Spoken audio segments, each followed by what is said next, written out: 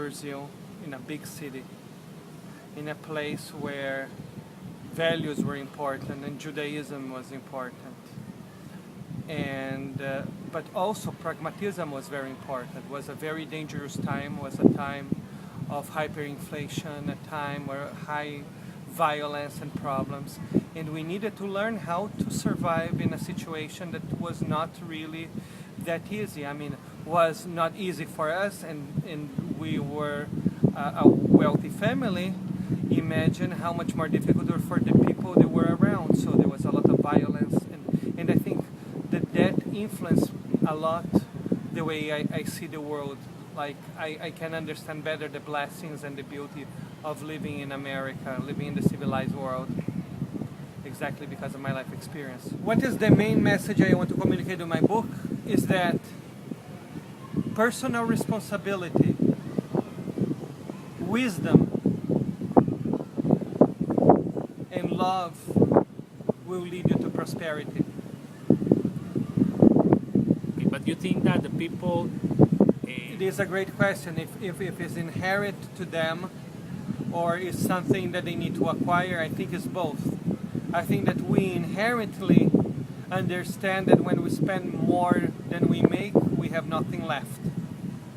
Okay. But what it happens is that sometimes in life we don't understand those instant gratifications that are coming, that we cannot say no to it, but they are just avoiding us dealing with the facts that are really bothering us, and after we deal with them, life becomes so much better and so much easier.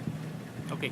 Do you follow these kind of rules that you are writing in this book, or is something that you just tell the people but you are not using? You want to know if I walk the walk, if I follow all the rules? Absolutely, because this book in part is the story of my life, and the story of my life was me choosing to make on my own than to have to rely on family or extended family, but rather just going my way and finding my way in life the same way my grandfather did when he came from Poland, and the same way anyone can do it if they really put their mind, they put their heart, and they put their deeds towards. And they will see that wealth can be a blessing if done properly. A process. There was the first outreach Jewish process in 2,000 years that was meant to teach Judaism to non-Jews, to Gentiles.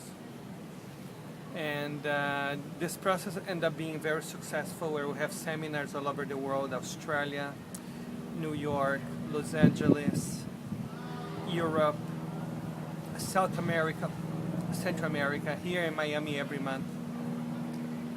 And what we brought the pragmatism and the ideas of Judaism together in a way that works for people and make this entire world work for them. I think that right now there is more understanding in the world. There is less people that are susceptible to religious manipulation. And I think people want something that works. And Judaism has a track record that has worked for thousands of years. If you have something better there, please let me know, because I haven't seen it yet. And do you think that the Judaism is a religion or is a way of living? I think that Judaism is an absolute philosophy. It's the way you wake up, it's the way you deal with other people, it's the way you pursue godliness in the smallest things.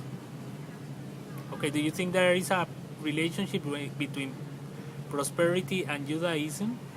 I believe that most of the places where I went in the world, Jews were part of the wealthiest part of the society.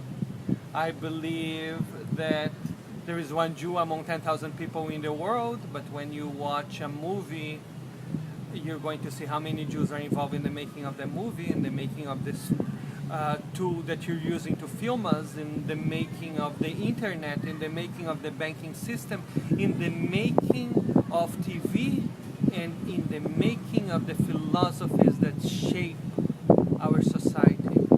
And most of the basic values of our society come from the Torah. Yeah, I believe there is. Okay.